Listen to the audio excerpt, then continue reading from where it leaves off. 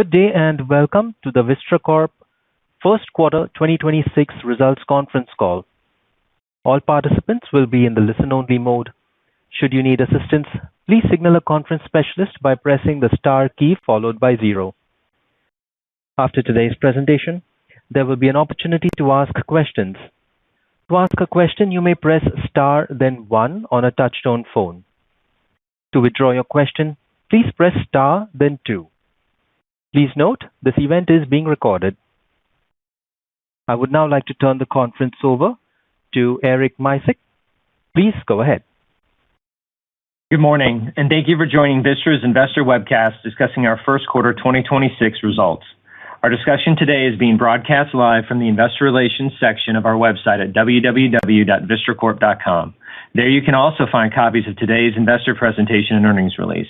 Providing our prepared remarks today are Jim Burke, Vistra's President and Chief Executive Officer, and Chris Moldovan, Vistra's Executive Vice President and Chief Financial Officer. Other senior Vistra executives will be available to address questions during the second part of today's call as necessary. Our earnings release, presentation, and other matters discussed on the call today include references to certain non-GAAP financial measures. All references to adjusted EBITDA and adjusted free cash flow before growth throughout this presentation refer to ongoing operations adjusted EBITDA and ongoing operations adjusted free cash flow before growth. Reconciliations to the most directly comparable GAAP measures are provided in the earnings release and in the appendix to the investor presentation available in the investor relations section of Vistra's website. Also, today's discussion contains forward-looking statements, which are based on assumptions we believe to be reasonable only as of today's date. Such forward-looking statements are subject to certain risks and uncertainties that could cause actual results to differ materially from those projected or implied. We assume no obligation to update our forward-looking statements. I encourage all listeners to review the safe harbor statements included on slide 2 of the investor presentation on our website that explain the risks of forward-looking statements, the limitations of certain industry and market data included in the presentation, and the use of non-GAAP financial measures. I will now turn the call over to our President and CEO, Jim Burke. Thank you, Eric, and good morning, everyone. Thank you for joining us to discuss Vistra's first quarter 2026 operational and financial results. 2026 is off to a fast start. As outlined on our year-end call within the first week of the year, we announced the acquisition of the 5,500 megawatt Cogentrix natural gas generation portfolio, as well as long-term power purchase agreements with Meta for approximately 2,600 megawatts of energy and capacity at our PJM nuclear sites. These actions further strengthen our generation footprint and enhance our ability to serve growing customer demand with high-quality dispatchable and zero-carbon resources. The quarter also provided a good test for our generation fleet. Volatile weather created a dynamic backdrop that underscored the importance of operating assets safely and reliably, and I'm proud to say our team rose to the occasion. Within the geographies we serve, we are seeing a structurally improved demand environment. Load growth remains elevated, hyperscalers are executing on record CapEx spending plans, and our conversations with large load customers continue to advance. All of this reinforces our view that power market fundamentals will continue to improve through the end of the decade and beyond. We remain excited about the growth opportunities for new and existing generation. We are working with policymakers, regulators, transmission providers, and our customers to create innovative solutions that can support new load while preserving an affordable framework for existing customers. With our large, diversified, and flexible fleet, our development capabilities, innovative retail franchise, and experienced commercial team, we believe Vistra is uniquely positioned to deliver on these initiatives, and we look forward to building on our early momentum throughout the rest of this year and beyond. Turning to slide 5, Vistra delivered approximately $1.5 billion of adjusted EBITDA, a record result for a calendar first quarter. The strong financial performance is a direct result of the consistent execution of our generation, commercial, and retail teams, as well as diversification afforded by our integrated business model. This was particularly evident during the first quarter as we managed through a volatile weather backdrop. Weather was exceptionally mild across the geographies we serve for most of the period, especially in ERCOT, where the quarter was the second warmest first quarter since 1950, only to be interrupted by Fern, a protracted winter storm that brought significant snow and ice, as well as below zero temperatures to a significant portion of the country. Despite those conditions, our generation team performed very well during Fern, with our natural gas fleet performing at 97% commercial availability and our nuclear fleet at 100%. During the milder portions of the quarter, our commercial team successfully optimized the fleet, responding to market conditions by backing down assets when warranted and buying low-cost power in the market. Importantly, Martin Lake Unit 1 returned from an extended outage late in Q1 and has been running well since. Moving to the outlook, we are reaffirming the guidance ranges for 2026 adjusted EBITDA and adjusted free cash flow before growth, both of which we introduced on our third quarter 2025 call. We are also maintaining our 2027 adjusted EBITDA midpoint opportunity range. Our confidence in the outlook continues to be supported by strong operational performance and our comprehensive hedging program, where we have successfully hedged a significant amount of our expected generation through the end of 2027. Our comprehensive hedging program, which focuses on opportunistically locking in value, ensures a more stable and resilient earning stream across varying economic cycles. As a reminder, our outlook does not include any potential contribution from the pending Cogentrix acquisition, nor does it include any uplift from the long-term power purchase agreements with Meta at our PJM nuclear sites. We expect to update our guidance ranges as well as our adjusted EBITDA midpoint opportunity following the closing of the Cogentrix acquisition. Finally, the amount of capital we expect to generate over the coming years provides flexibility to execute on both organic and inorganic growth opportunities, as well as return a meaningful amount of capital to our shareholders. We can do both. Our approach remains disciplined and opportunistic, and that was reflected again this quarter. Through the design of our share repurchase program and given our increasing free cash flow yield, we accelerated share repurchases during the first 4 months of the year, deploying approximately $525 million.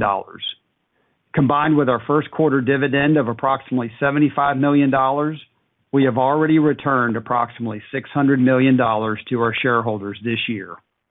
Turning to slide 6, as we have outlined for the last 2 years, we continue to see a structurally improved demand environment that supports our long-term outlook. While large-scale data centers remain a key component of the expected growth, we expect incremental demand from multiple sources, including medium-sized data centers, increased industrial activity, and ongoing electrification. In ERCOT, we believe annual load growth of at least 5-6% through 2030 is reasonable, and in PJM, 2-3% annual load growth appears likely to persist. Importantly, while these views remain below many third-party forecasts and ISO projections, they reflect what we believe to be the pace of physical development and are consistent with the perspective we shared nearly 2 years ago on our first quarter 2024 earnings call.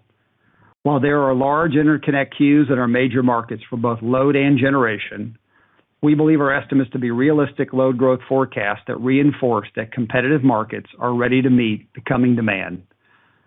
Since we expect overall load growth to outpace peak demand growth, a dynamic that should result in higher utilization of the existing generation and transmission infrastructure, we believe the existing grids can handle this level of growth successfully, providing a helpful runway to bring on additional generation resources later this decade and beyond. Moreover, utilizing the existing infrastructure more efficiently is key to preserving affordability. With more power moving through the system, fixed costs are spread over more volumes, which should support lower unit costs for customers over time. And third-party research confirms this dynamic. A Lawrence Berkeley National Laboratory study demonstrated that states with positive load growth over the last 5 years experienced a decline in inflation-adjusted prices on average, while states with flat load growth or a decline in load experienced double-digit inflation-adjusted price increases. Policymakers and industry participants, including large load customers, are working on solutions to better manage the infrequent peak load and are willing to be creative.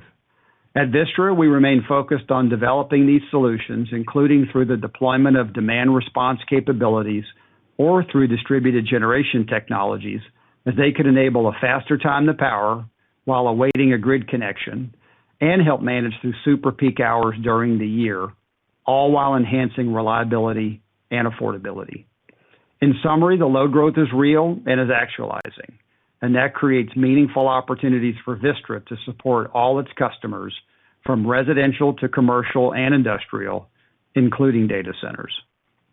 Finally, turning to slide 7, as we have highlighted, the load growth developing across our markets creates significant opportunities to deploy capital towards organic development projects that can further increase the earnings power of our business. As you can see on the page, we currently have approximately 4,500 megawatts of organic development opportunities that were recently completed or in process across our portfolio. They include contracted renewables such as Oak Hill 1, the recently contracted Oak Hill 2, Pulaski, and the recently energized Newton project.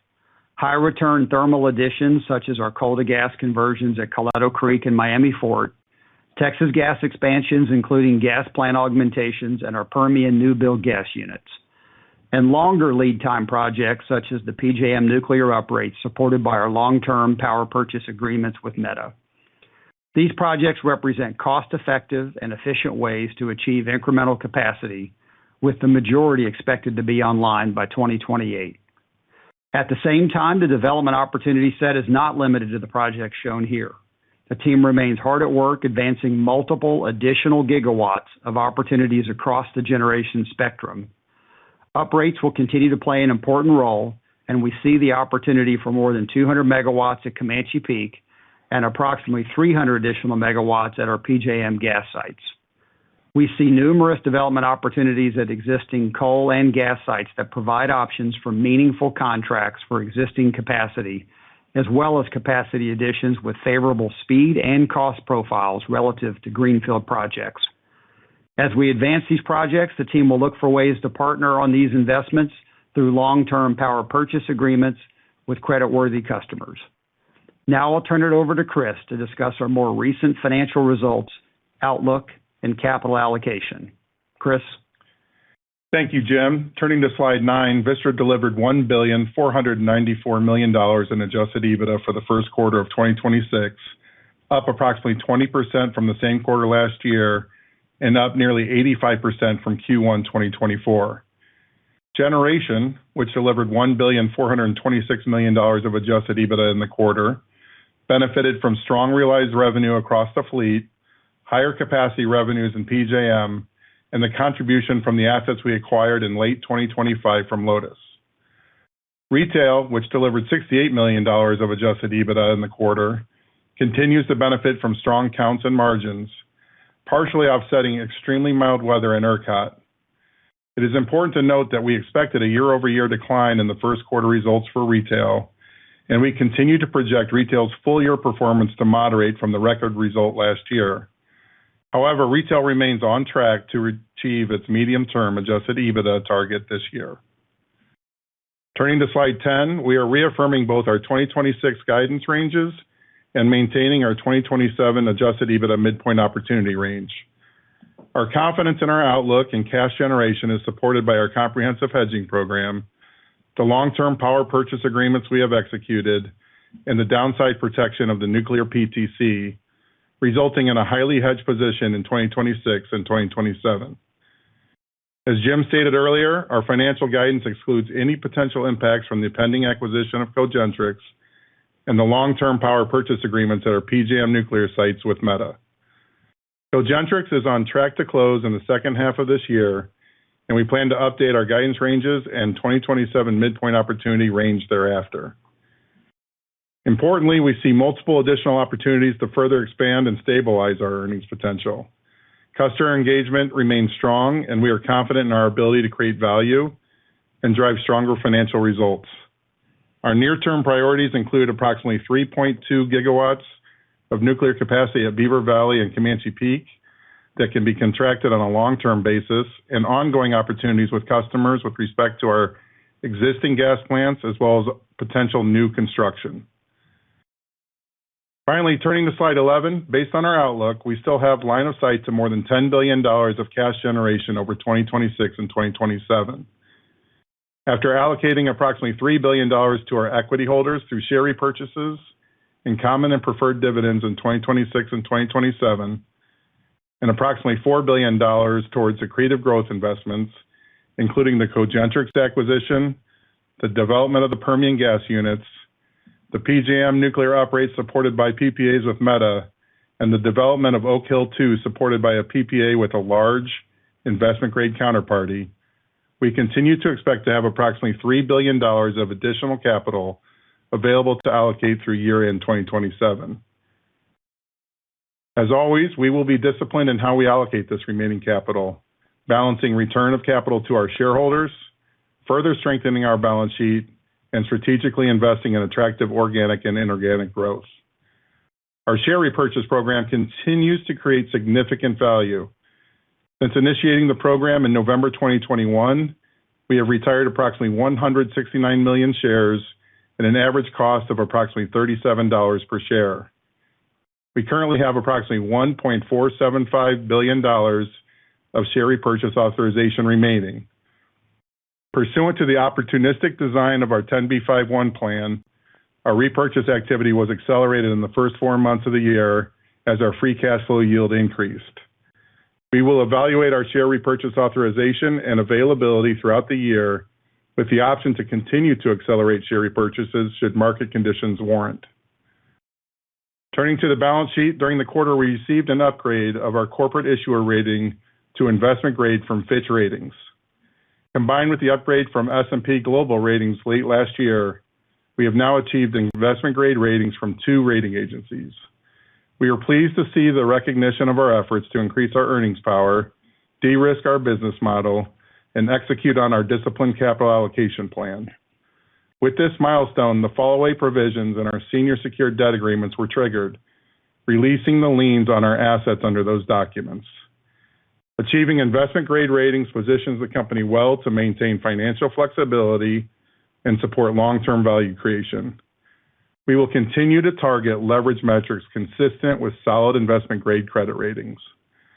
As for strategic investments, we remain opportunistic yet disciplined, maintaining our mid-teens levered return threshold across organic or inorganic growth investments. In closing, Vistra remains well-positioned to create long-term value for our stakeholders. The resilience of our business is evident in our strong results and reaffirmed earnings outlook despite a volatile weather backdrop during the quarter. We see load growth materializing in our primary markets, and the team remains focused on positioning Vistra to win in that environment. With that, operator, we're ready to open the line for questions. We will now begin the question and answer session. To ask a question, you may press star then 1 on your touchtone phone. If you are using a speakerphone, please pick up your handset before pressing the keys. If at any time your question has been addressed and you would like to withdraw your question, please press star then 2. We request that you please limit yourselves to 1 question and 1 follow-up. At this time, we will pause momentarily to assemble our roster. The first question comes from Shar Pourreza with Wells Fargo. Please go ahead. Hi, good morning, team. It's actually Constantine here for Shar. Appreciate the updates today. Yeah, hey, Constantine. Maybe starting out on PJM, do you anticipate the FERC PJM co-location rules to kind of start opening up more opportunities to do repeat deals like the Meta deal? Does the rule changes impact the framework of combining new capacity with contracting existing resources? And does this kind of, in your mind, extend beyond the nuclear assets over time? Yeah, Constantine, this is Jim. I'll start, and I'm sure we'll talk a lot about policy and PJM, so you'll hear from Stacey on a number of these topics. But we're encouraged by the co-location recognition. I think we're seeing in all markets, not just PJM, that if we're going to hook this load up quickly enough, co-location with existing and co-location with new needs to be supported. There's obviously tariff work to be done, and the details are going to need to continue to be worked out, and we hope PJM can move to support the co-location in the way that we think FERC was providing direction to support it. So we do think there's opportunity to do additional deals like the one we did with Meta. Doesn't need to just be with nuclear. I think we have opportunities to do it with gas as well. But this is a process, and we've seen that, there's a back and forth on this, and there's a coming to a common understanding that's needed.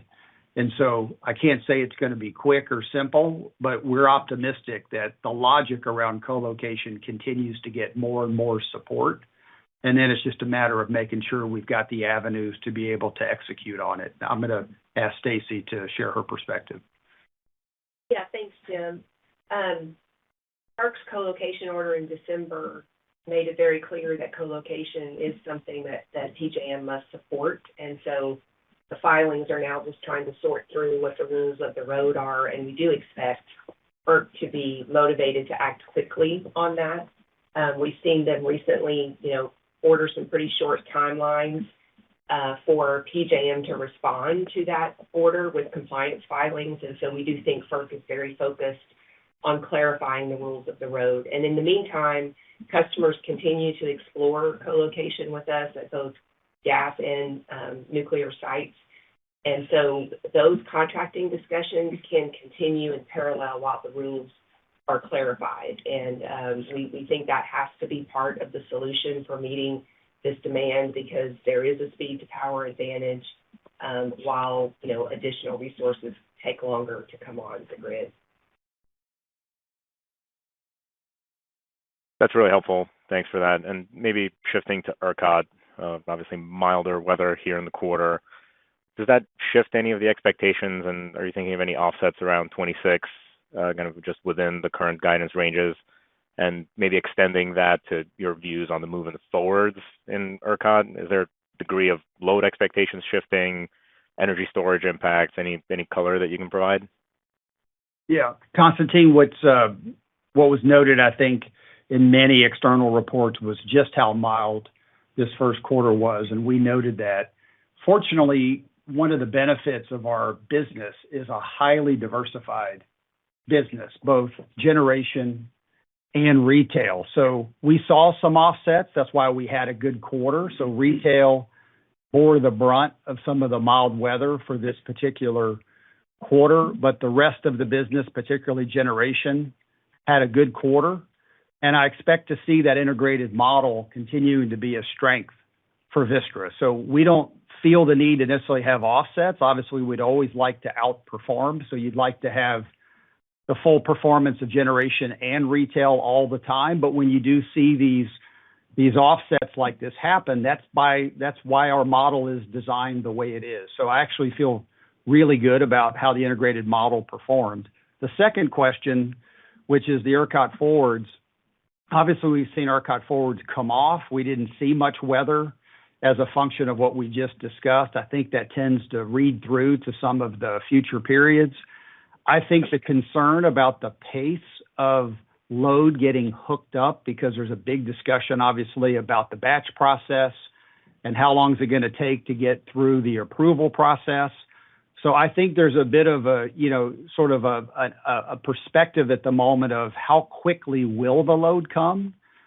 And I think towards the back end of the decade, I don't think there's any doubt about how quickly the load's going to come. And our chart, we're showing very consistently this 5 to 6% compounding kind of load in ERCOT. But I think the market's expecting more than that. And what we're saying is, I don't even think the market forwards reflect 5 or 6% compounding load. So I think there is a wide disparity in view out there, because I think the market had a view that it was going to compound a lot faster than this. We did not. We actually have said the physical world takes much longer to develop than what people might imagine it takes. And we just think that's playing out. So I think there are folks trading around that. We feel very solid that the 5 to 6% is a good compound growth rate. I also don't believe the 400 plus gigawatts of interconnection. We said that. We believe that ERCOT is looking at something in the order of probably 30 to 40 gigawatts of growth in total by 2030. We think 10 to 15 of that's likely large data centers. So I think there's just a lot of confusion out there, because there's a lot of information people are trying to sort through. But we feel good about the position we have in ERCOT. We think it's going to be a market that's going to continue to strengthen through time. And I think because we're on both sides of it, both retail and gen, it can work for us from a durability standpoint with the integrated model. So I think we'll just have to see this play out, Constantine. We'd love to see the load hooking up a little faster than it is, but this pace of play is about what we expected, and we think the forwards, would still actually improve from where they are, even if the 5 to 6% were maintained. Appreciate the color there. Thanks for taking the questions. I'll jump back in queue. Take care. Thanks, Constantine. Our next question is from Steve Fleishman with Wolfe Research. Please go ahead. Yeah. Hi, good morning, everyone. I heard Chris's commentary on the customer engagement being strong, both on the nuclear and the gas. But we did have Constellation, come out in the last month or two and talk about a little bit of a pause from customers due to the kind of RBP uncertainty and some of the structural uncertainty, I guess particularly PJM. So I'm curious, have you seen a similar change in tone from your customers, or are you still seeing the same interest that you have talked about on the last call? Yeah, Steve, good morning. This is Jim. So I think it's logical that with the amount of information flying around that people are just even trying to digest it. I mean, just yesterday, PJM put out a 70-page paper. I think it's actually quite helpful in raising the discussion around market design. So our partners that we're talking to, the customers we already have and the ones we hope to become customers, they look to us also for insights and guidance on how to navigate this. Because these deals, and we've maintained for several years, these deals are complicated. They take time. We have said that from the beginning, and I think would still say that. And this just becomes yet another variable that we have to talk to them about. But the load is still coming.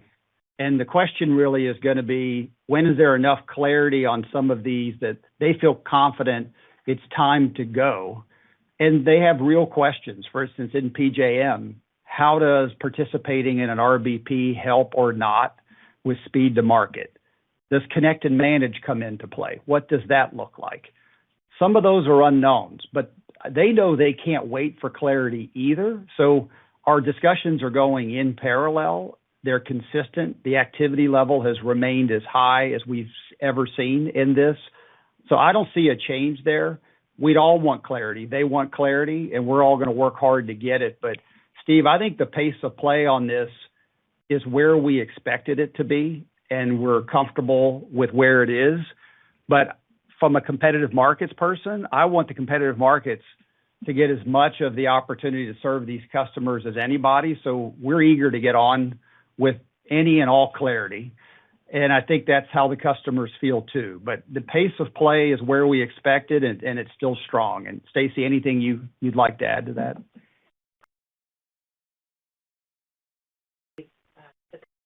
Continuing to engage at the same level that they have been. And I've said, I think several times that, there are uncertainties for sure, the regulatory front, but you can contract around those uncertainties. It's just a matter of allocating risk. And so, as Jim said, that's just another variable that comes into the negotiation. But of course, they want to understand how all of these rules of the road will work. And they talk to us about that. They get our take on the regulatory hurdles and the regulatory rules, and we work through that with them and try to help them come up with the solutions that deliver speed to power, which is what they want. And those solutions sometimes can include things like bridge power, for example, because they're not sure, when they can get connected. So, what we've been advocating is while we're working out the rules of the road, we really need to get load connected as quickly as possible, because that's the best way to deliver for the customers, but also to address the affordability issue. Okay, great. And my follow-up is actually on that topic, on the bridge power. I think you mentioned, called it distributed gen, faster time to power in your remarks. Just could you talk about some of the options you're looking at there for customers? Sure, Steve. So on the bridge power, the discussions, obviously, customers want to get power as quickly as possible. So bridge has become part of the workaround for these customers. Ideally, customers would like a grid connection and like it quickly. I mean, that's the starting point. When they can't get that, then they look at bridge, and ultimately that bridge might be longer in some cases, depending on how long it takes to get the hookup. The reason why co-location, we think, makes so much sense is there's less transmission work involved, so you can actually get the hookup quickly. But in the case where they decide to go down the bridge power path, we're having discussions with multiple parties about bridge power, ultimately to get to grid connection. And that takes a variety of the technologies that you're familiar with. But more of our conversations have been leaning towards the use of gas in these bridge power solutions. And, obviously that's something we're comfortable with. But the customers ultimately are looking to scale up. And so it's more about how do you get started? And I think that gets to the earlier question, which is the pace isn't really slowing down. It's just the way in which folks are trying to get to market. They've had to be a bit more creative. And we're part of that with them. We wish it were simpler. We wish it could actually get to the existing grid because as we've talked about, there's plenty of existing gen capacity on the system. We just need to manage the super peak hours. I think that's being recognized more, but there's plenty of generation on the grid. And it's unfortunate we can't tap it as quickly as we'd like. So this bridge will be part of that solution, but hopefully ultimately we get all of this hooked up and we're able to support the customer in the most cost-effective way possible. Okay, great. Thank you. Thank you, Steve. The next question comes from James West with Melius Research. Please go ahead. Thanks. Good morning, guys. So, hey, James. Hey, Jim. I wanted to get a framework or think about how to frame the conversations you're having with the data center hyperscalers, and with all the, as you've alluded to several times, the kind of noise or the information in the system and in the regulatory environment, which is going through some changes and creating their own framework. But speed to power is still the most important thing for the hyperscalers. And so are they willing still to go bilateral in negotiations with you guys? And as we get some of this clarity, go ahead and contract, well ahead of if it's PJM, an auction, or batching if it's FERC? Yeah, James, I'm going to go ahead and let Stacey kick this one off. Yeah, thanks, James, for the question. Yes, they are willing to and are engaging in discussions about bilateral contracts, even ahead of the rules for the backstop procurement being clarified. And I just go back to what's really important is that we talk about raising the bar on the interconnection queue, because it's not as much, certainly the lack of clarity on some of the rules in PJM, as we just talked about, are impacting discussions. But really what they want, and what these customers start with is they want a grid connection. And they can contract for generation, both existing and new, to bring their power, but they still have to get a load interconnection done. And so what we really would like for the focus to be on is how do we start raising the bar on these load interconnection queues and have the utilities, particularly in PJM where they control the load interconnection process, get these customers hooked up as quickly as possible. And so those are the things that we focus on, and they are certainly talking to us about bilateral contracts. And we think bilateral contracts is a good way to solve the issues in these markets because it addresses the affordability issue, it addresses the resource adequacy issue, and particularly co-location with existing plants where the customers are bringing backup generation, as we said many times, solves the super peak issue and takes advantage of the excess capacity that's on the grid today. Right, got it. That's very helpful. Thanks. Thanks for that, Stacey. And then you guys mentioned this shift a little bit towards natural gas. I'm curious, in your conversations with the gas providers, upstream, both the midstream providers, we have the resource. We know that in the U.S. we have that. That's very clear. But is the infrastructure in place to provide this increase in natural gas, or is it getting in place? Yeah. Broadly speaking, James, it's like everything in this business, location matters, but in quantity of supply, plenty. And I think that's why you're seeing some of the announcements, not just from us, but other parties as to where folks are expanding. Even us putting capital to work in West Texas, where we see the Permian units having real opportunity. It, just like our co-location point, it makes sense to go where the resources are. So yes, there may be some infrastructure that needs to be built out. I'd call it modest, like in some of our coal to gas conversions, but all that's factored in to this. So as a country, we are blessed to have the gas resources that we have. I think the customers see that as a real opportunity, and obviously speed to power, gas is available, and with the places where we're looking to go, you can get access to it, even if there needs to be some laterals built. That's not the biggest hurdle. So to me, it's smart. It's actually aligned with speed and affordability. And so I think working with our gas partners, and we've had some really good relationships over the years and developing them as part of this new load growth, they're excited about it. Like they see this as real opportunity too. And so I think this is a nice solution for the customer. Thanks, guys. The next question comes from Moses Sutton with BNP Paribas. Please go ahead. Hi, Jim and team. Thanks for taking my question. I want to return to the ERCOT batch process. You mentioned the 30-40 type number by 2030. That's about 5-6% CAGR. We had the same type of numbers in our own model.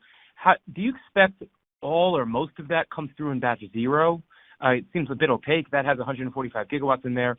And then under the hood, how much would you look at in terms of non-firm and CLR classification? And you can see Vistra is pretty heavy in the public proceedings there. So any color there would be quite helpful. How do you think that plays out?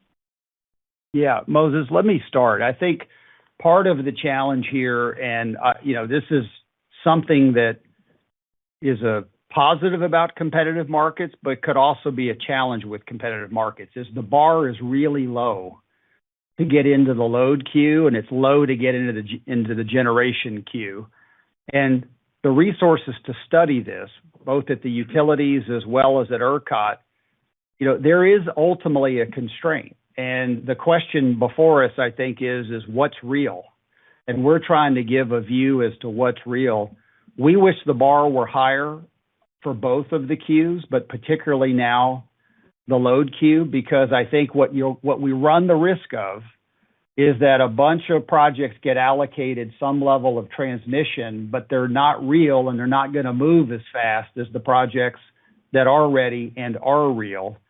I've heard that batch zero could be as big as potentially even 100 gigawatts, okay? If we think the number's 10 to 15 of additional data center between 2025 and 2030, you don't even really need a whole lot of batch zero. You actually need what's already been allowed to ramp. It's been energized, but is not at the full take at this point in terms of peak capacity, plus what's in baseline, which could be about 17 gigawatts. So batch zero could almost end up becoming on top of every estimate that we've provided. So, but it's getting a lot of focus because people say, how are we going to serve, hundreds, potentially 300 to 400 gigawatts of load? That is not helpful from a policy perspective. And if I were a policymaker, I'd be worried if that were the number. You can't get to that number with a $3 to $4 trillion CapEx spend by the hyperscalers. You can't get to that number if it all came to Texas.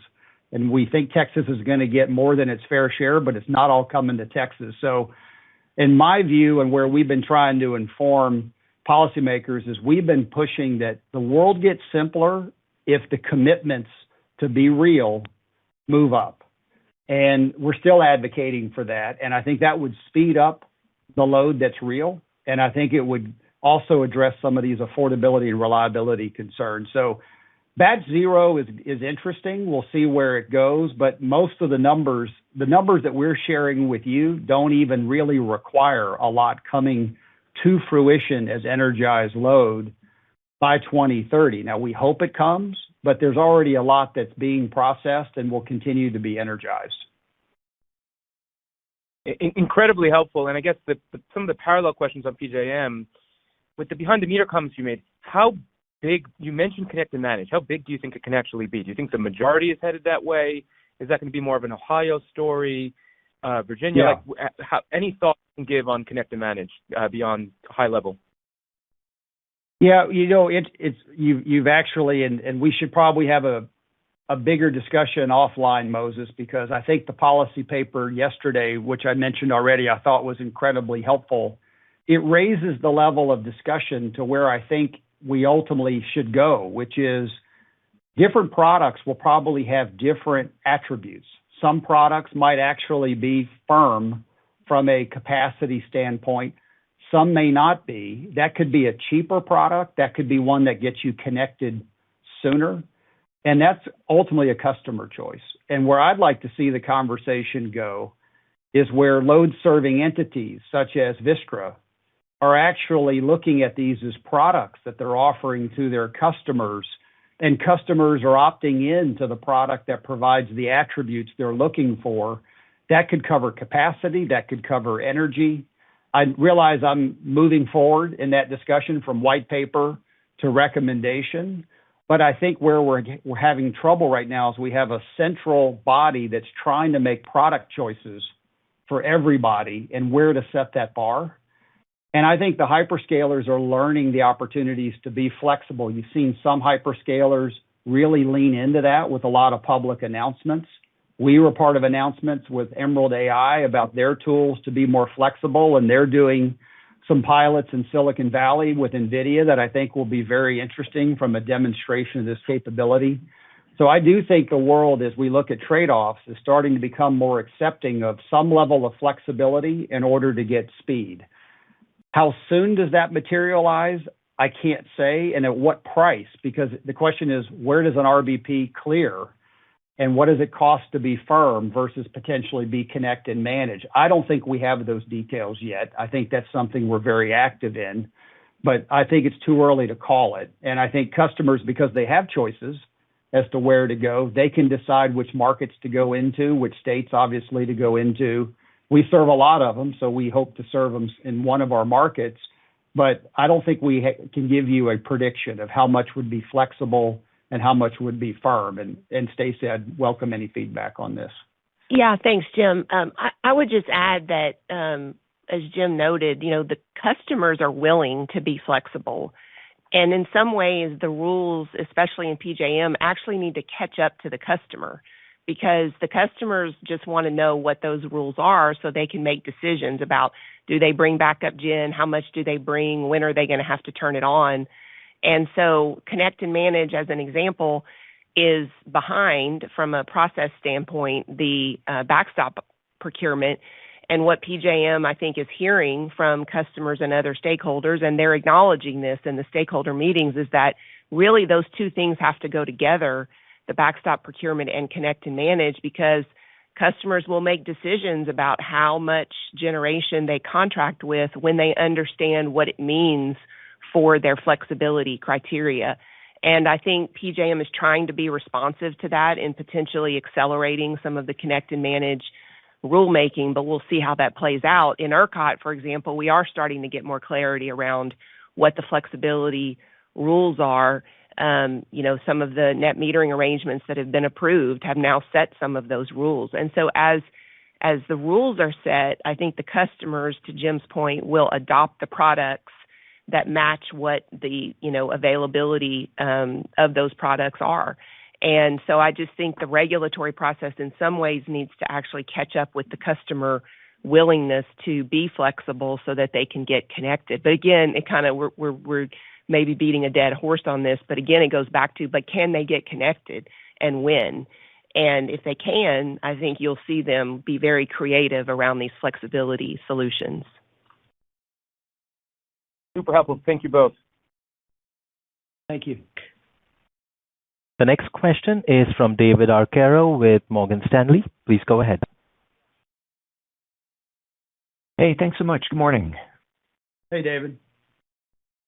I was wondering if you could comment on where's the conversation on contracting your remaining nuclear fleet versus potentially making more progress with the gas plants? Sure, David, we can count on you for that question. So we appreciate it. I'm gonna let Stacey comment. Thanks, David. Thanks, David, for the question. We do continue to have conversations on both. You know, I'm not going to get into which is going to come first or predictions about dates because, as we've said before, these are complex discussions. They're customer driven, and we continue to make progress, and we feel very good about what our opportunity set is across our portfolio, both gas, nuclear, and even new build options. Yep. Got it. Okay. No, thank you for that. And then maybe looking at slide 7, I see you maybe more explicitly highlighting here development opportunities at gas and coal plants, the new gas plants that you mentioned there.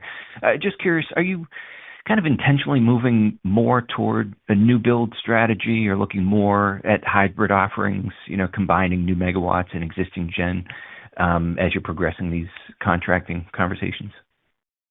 Yeah, David, it's really customer driven. I think part of what we've seen happen in the last 2 years is, as we talked about, customers came in with a set of what I call preferences, and then those evolved to needs as they tried to figure out what the art of the possible was. I think that's still happening. I think that's why bridge power, which came up on one of the earlier questions, this discussion 2 years ago wasn't about bridge power. And it sort of has evolved to bridge power as an example. I think co-location was an early idea. Then people, are trying to figure out how the tariffs work. I think co-location is going to be coming back with new and existing into the picture. So I would not view this as we have a shift in strategy. What we're doing is kind of meeting the customer needs as the customer needs adapt. And they are different by hyperscalers or even different in different geographies.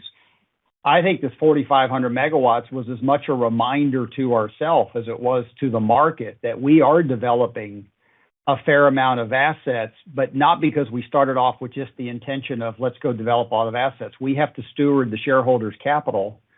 And if the right stewardship of that capital is not to do these kinds of projects, then we're going to make the right call. And I think Chris can talk at length about how we think about that. But we do want to meet customer needs, and we can do that and get the right returns for shareholders. That's a win-win, growing our business, meeting the needs of the customers, returning capital to shareholders. So I would not say that we have some commitment to a pipe or a commitment to build a certain number of megawatts as a overall theme, because I think that can be limiting in terms of market opportunities. And we have been opportunistic. I think we've shown that, and we've been disciplined. So I see us sticking with that. Yeah, absolutely. Okay, thank you so much. Appreciate it. Thank you, David. Our next question is from Bill Appicelli with UBS. Please go ahead. Hi, good morning. Just going back to some of the commentary you had earlier around ERCOT and the forward curves. You talked about the incremental load growth you see over the next several years. What do you think is driving that, sort of mispricing that you see in the curve? Is that just a lack of conviction, given all this sort of confusion out there? And how much upside do you see just, based on your load forecast? Yeah, I'm going to start, and I'm going to ask Sean Stuckey to chime in. I think there's a couple drivers. One is I think folks are trying to get their head around what is a fair load forecast for the reasons we talked about earlier on the call, and just the amount of discussion around the size of these batches and when are you going to get approvals to hook up the load. Again, I don't think that is actually driving what our view of a load forecast is in the near term, and we think the forward curves don't reflect even our view of a load forecast. I do think the amount of batteries that have come into the market for the last 3 years have returned virtually nothing to the owners of those batteries. And I do think the batteries will end up shaking out at some point because, as we know, most of them are in the 1 to 2 hour variety. So when the higher load factor load does come onto the system, it's not designed to meet that high load factor, customer profile. But the batteries have been a material increase in supply. And when you have a low volatility kind of environment because the weather has not been that strong, you haven't seen the clears be very high. So I think that's part of this backdrop that we're seeing, and particularly since 2023, when you saw the kind of peak in the August 23 real-time prices. And we just haven't seen that level since then. Even though the underlying load is growing, the peak has not been growing quite as fast. So Sean, I'd love to hear your comments. If there's anything about how that's kind of worked its way through the forwards and anything you're seeing is sort of drivers that they could keep an eye on. Yeah, thanks, Jim. What I would add to that is, this is a recurring theme that we've seen across the ERCOT market throughout the years. The term markets really do trade off of near-term weather and near-term pricing. Expectations of load growth in the term is obviously a significant driver, but we've seen it time and time again. Existing weather in cash really drives the forwards. And I think if you look at what happened around April 14th, April 15th, two things happened. ERCOT released their long-term load forecast. I think people looked at some of the numbers in there and started to wake up and sort of think about the possibility of what was realistic as well as what was not realistic in those load growth expectations. And there was also some heat that was showing up in late April. We did see some heat. We did see some pricing. And you've seen the forwards respond accordingly.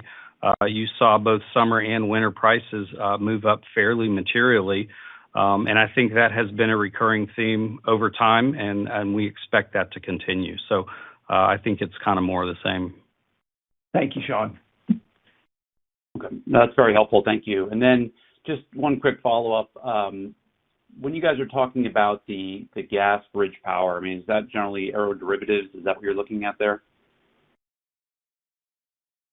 We haven't been technology. We actually are talking to multiple OEMs about different technologies, and some customers have different preferences to technology. So unless Stacey has a different view, based on the discussions I'm in with Stacey and her team, we're seeing all of the varieties coming through, and it sort of depends on availability, cost, and the customer preferences. Yeah, I agree, Jim. That's actually an advantage that Vistra has, is we're driven by what the customer need is. We're not committed to one technology or another. So based on what their needs are, we're able to help them identify what's available and what would serve their needs, and that can be a variety of different types of OEMs and technologies. All right, great. Thanks very much. Thank you, Bill. Our next question is from Julian Dumoulin-Smith with Jefferies LLC. Please go ahead. Hey, Jim, team. Thank you guys very much for the time. I appreciate it. Nice to chat with you guys here. Good morning, Julian. Hey, good morning to you. Thanks again, guys. Maybe to talk in a little bit of a different term or permutation here, can you talk about hedging capacity? We saw one of your smaller peers here put up a 12-year capacity deal here. Can you talk about how you think about hedging out, maybe in a comparable way, any kind of MISO or MISO exports on term in a way that might sidestep additionality? And then separately, any ability to get term in PJM on capacity? How do you think about that opportunity here? And then I've got a quick follow-up. Sure. So, Julian, just so I make sure I understand your question, I mean, our deals that we have announced include capacity as part of the construct. Obviously, there's different ways we can contract, but as we discussed what we've announced already with Meta as an example, we were contracting capacity and energy. So I just want to make sure I understand your question. Was it in light of everything incrementally, going on, right? Yeah. Incrementally. Yeah, as in, like, in this day and age, if you can't, if it's more difficult to get an energy and capacity contract, how do you think about just simply hedging capacity, right? I hear you. In fact, your earlier comments, you were very clear in saying, look, it seems as if you're maintaining length in 28 onwards when it comes to your energy hedging. And so, especially given what your peers are doing in hedging their capacity, I'm trying to bifurcate how you think about the different attributes that you can monetize, and especially being conscious that one of your peers got this long duration capacity contract, MISO, you all being very heavily oriented in the Midwest in some respects. Is there an ability to kind of lean on that side? Yeah, so the MISO fleet, as you know, has been going through a transition. That's one of the markets that we serve that is a coal-fired fleet. And there's a lot in that question, Julian, because there's a lot of overlay of what's happening with federal policies and obviously state, policies. I'd turn the question a little bit broader to say those are great sites and opportunities for us to do things with parties that may not be with assets, because in reality, the existing assets have a life to them.